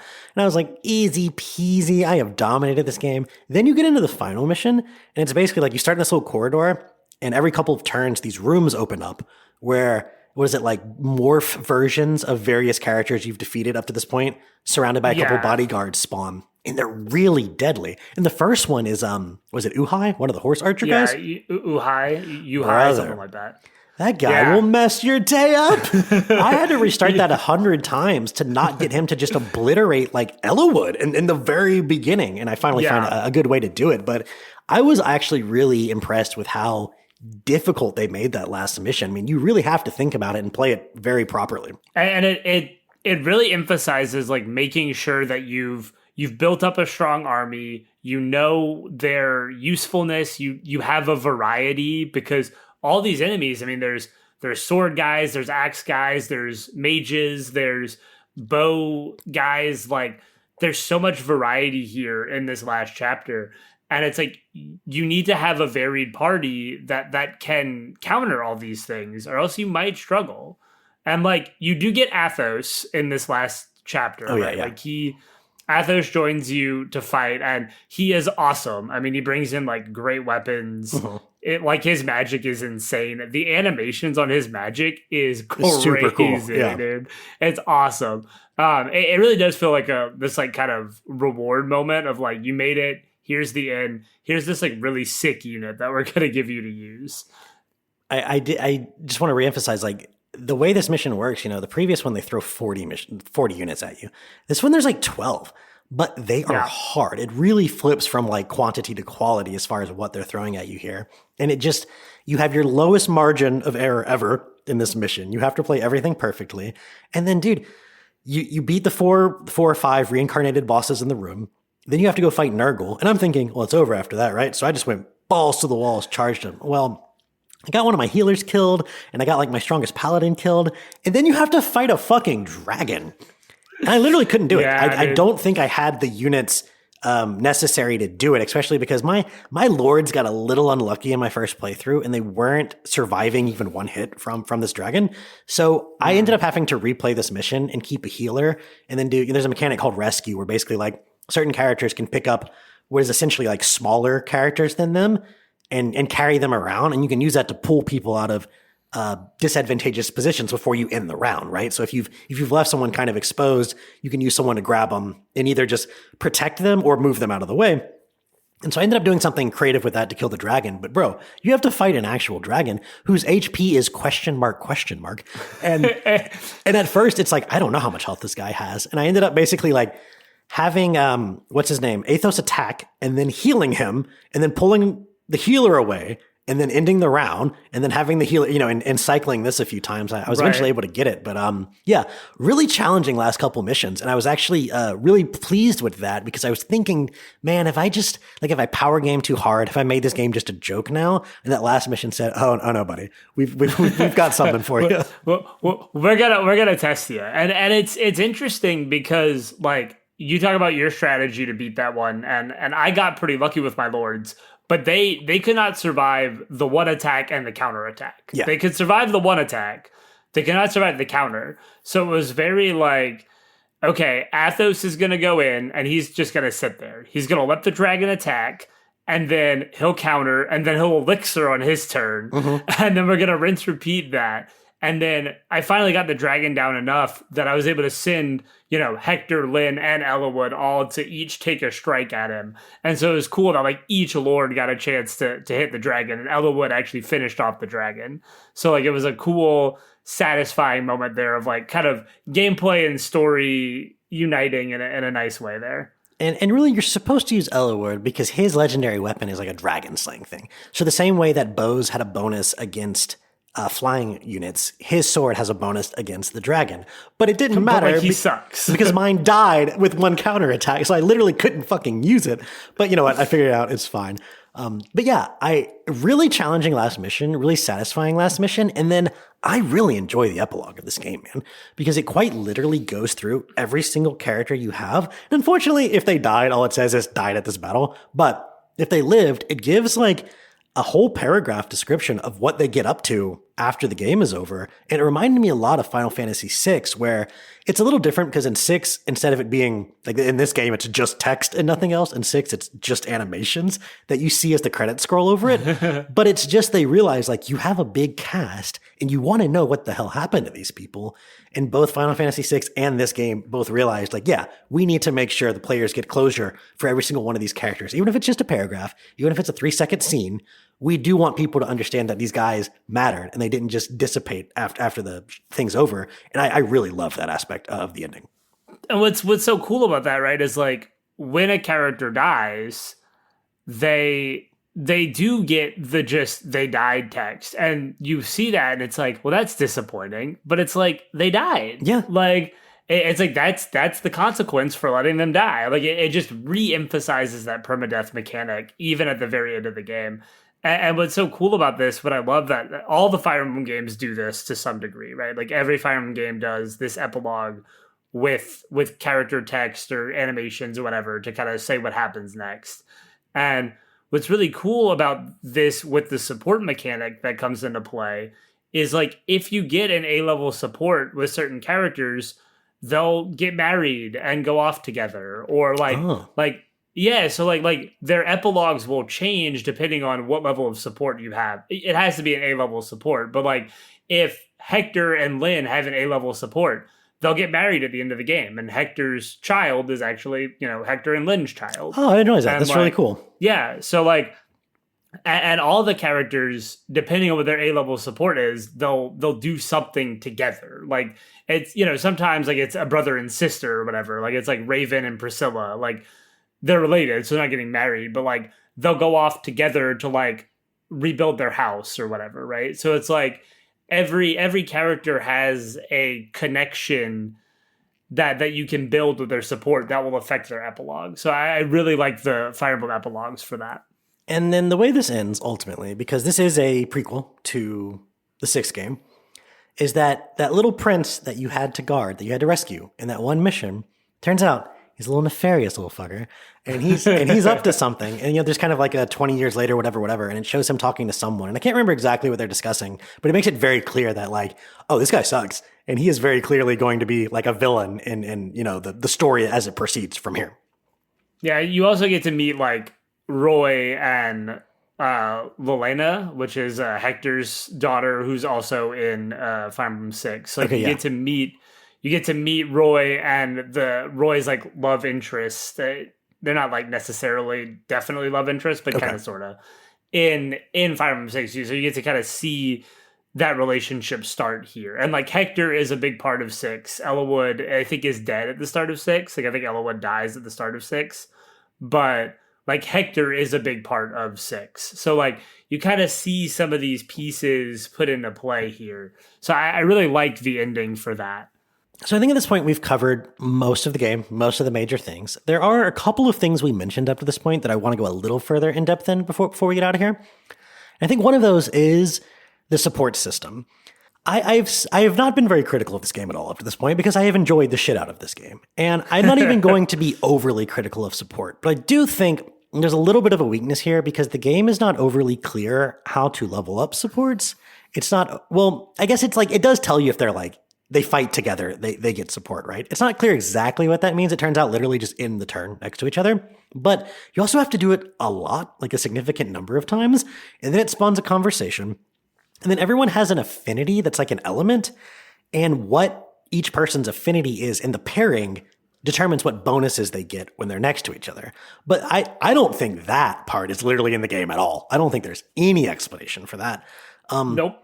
And then there's a huge combination of characters and like and who they can do support with. I found this very overwhelming. And even as I had this crazy Excel chart going for my Hector playthrough here, where I like calculated all of the growth rates of each character, and then just use a little math of like what would if they're level 10, what would you expect each stat to be, and how far ahead or behind are my character stats? And I was really enjoying that aspect of being just like a nerd with an Excel sheet. I tried to do the same with the supports. I just quickly gave up, and I was like, this game did not at any point convince me that caring about this was worth my time. So supports were introduced in this game, I believe. I believe this is the first game with supports. And it's very clear that it's in the rough stages of what that is. Okay, that makes sense. That makes sense. Yeah, because I think later games, like Awakening in particular, is the one that I think really brought supports to a new level. Because in Awakening, you can actually pair up units. So like you could not only stand them next to each other, you can literally combine them, and they'll like attack as one unit. So you get like a double attack, and like they'll both have damage that they each do. So you can get up to like 4 attacks in one turn because they can both attack twice. Stuff like this, right? These mechanics very clearly show support build. It shows like a little heart above your character to say like support's been built. Like you get a chart way early in the game that shows like, when you click on a unit, it tells you who they can support. Like, just on that unit's page right away. All this stuff is just very, like, obvious. This game doesn't do that, unfortunately. Yeah. Like, you don't even know who can support until, like, the middle of the 20s. When Nils is like, hey, by the way, here's this other option I have in the menu where you can see who can support with who. And at that point, it's far too late for a lot of characters. Right. Like, you're going to struggle to get them to those higher support levels. But I think for me, the biggest downside in supports is that they limit it to 5 support conversations per character. So in the later games, you can support with all the characters that you can support with, you could get them all the way up to A, and then you can get one character to S, which is like the they get married, like they live their life after the game tier. In this game, you can only get one character to A with somebody else, which is the highest tier it goes. And if you get like 2 C's and a B or whatever, like you can cap that. Or if you get like 2 B's and a C, you can't get anybody to A now. So it's like you can't get that epilogue, you can't get like the last conversation piece because they cap you. And I think that really hurts the desire to engage with it, because for me it's like, well, I know I won't be able to finish it with anybody besides one person, and that's only if I do it right. Because like with my Lin, I had 2 B's and a C, and I was like, well, now I can never cap anybody's support because I just forgot how that's how it worked. And it is a shame because the couple conversations I got were pretty cool. I remember since I was using Florina and Fiora right next to each other all the time, I ended up getting theirs to like B or A by the end. And it starts off when you first meet Fiora, she's like, I just lost my whole unit of Pegasus Knights because of a bad mistake I made. And because of that, Florina, I want you to come home. I'm being super protective of my little sister. And through their conversation, she's basically like trying to beg Florina to like, hey, whatever we finish up here, like we have to go back. Like it's too dangerous. And over time, Florina basically she's like, no, like if I'm gonna be a Pegasus Knight like you, which by the way, you're still a great Pegasus Knight. Don't let you get yourself down. If I'm ever gonna be like you, I have to do this on my own. And it's just like it's nothing super deep, but it's cool. It expands the characters, and it's really, like I said, the dialogue in this game is never bad. Maybe it's not always great, but it's never bad. It's always solid. And so I did enjoy those conversations. And even though from a mechanical perspective, it's like whatever, I just practically ignored it. I would have liked to see more of the dialogue, right? So that's a little bit of a shame. I think for me, like Awakening does a really good job bringing it in mechanically, because if you get S tier supports, there's like some time travel, like timey-wimey stuff in that game. So you actually you can recruit the A support's children or the S support's children later in the game. So like if you get an S support, their children will show up. If you don't get that S support, you'll never get that character because they never marry and that child isn't born. That's interesting. So yeah. So like later games do more compelling stuff with supports. I just think it wasn't until Awakening that they really find their stride in support, because all the games up until Awakening have this like 5 conversation limit. And I think it just hurts your ability to get invested in the characters because you can't get their full story arcs except for one character.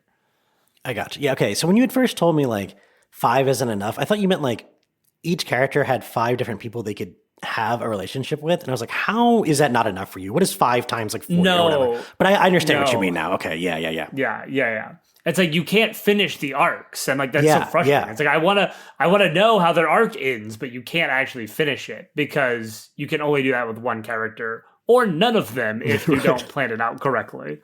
So I think that's frustrating for me, and I love that the later games get rid of that. Like Awakening, if a character has 12 supports, you can finish that whole arc with all 12 of them if you want. You can only marry one, but you could do that whole arc with all 12. Well, yeah, man. I think we've talked this game to death here. Our final thoughts, as I said at the top, I thoroughly enjoyed this game. Almost every aspect of it, far more than I ever expected to. We did our little GGB awards at the end of the end of the year review, and I had a category for biggest surprise.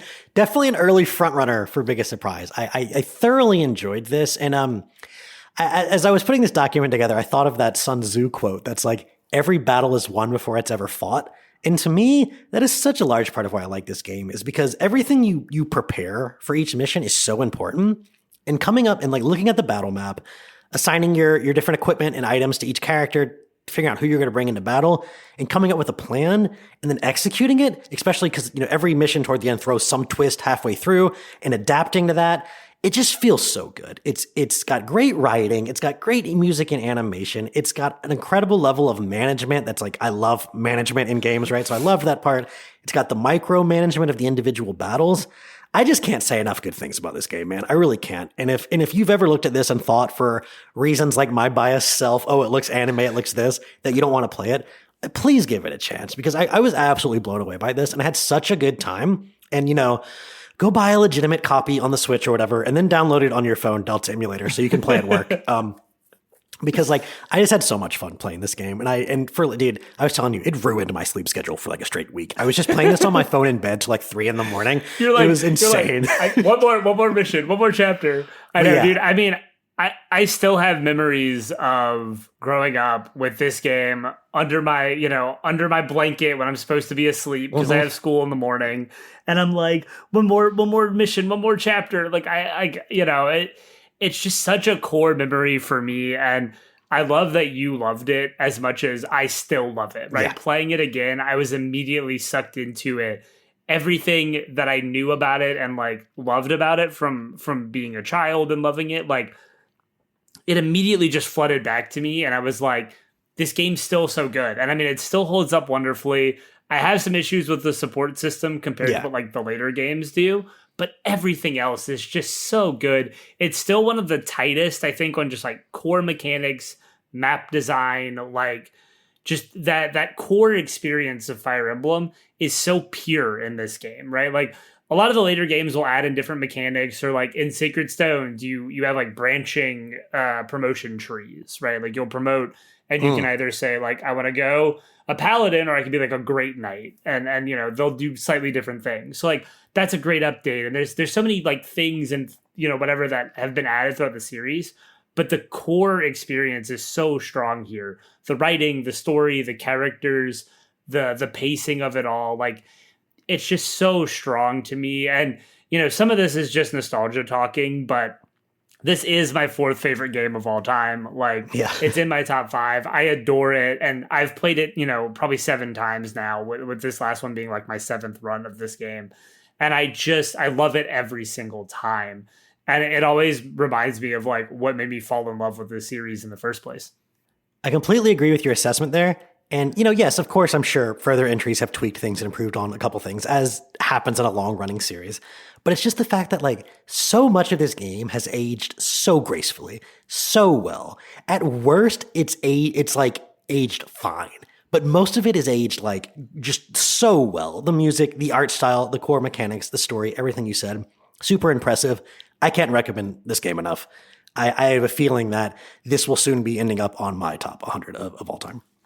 That makes me so happy. Like, you have no idea how happy that makes me, because I was really worried coming to this episode that you were gonna, do the thing that you do and hate on it because of what it is, right? Yeah. But I knew if there was any game in the series that had a chance to like win you over, it was this one, because of how grounded it is compared to some of the later entries. And like, I'm so glad it worked for you, and I'm so glad the mechanics worked. And I know you were like, baby's first RPG, but there's so much more to it than that. And it's not the hardest game of all time. Like, it is not the most challenging thing ever, but like, play it on hard mode, right? Like, once you beat the game, you can play it on hard mode. Yeah. And like, that gives you a whole new challenge. So it's like, there's so much to this game, and I think it really stands the test of time, and it still holds up as one of my all-time favorites. That about wraps up our episode on Intelligent Systems' revolutionary strategy RPG, Fire Emblem: The Blazing Blade. You can find this episode, as well as all of our other episodes, on Spotify, Apple Podcasts, or your favorite podcasting platform. And of course, you can find everything we do on our website at gamesgoneby.com. Signing off for Games Gone By, I'm Adam. I'm Austin. Thanks for listening, everyone. We'll see you next time.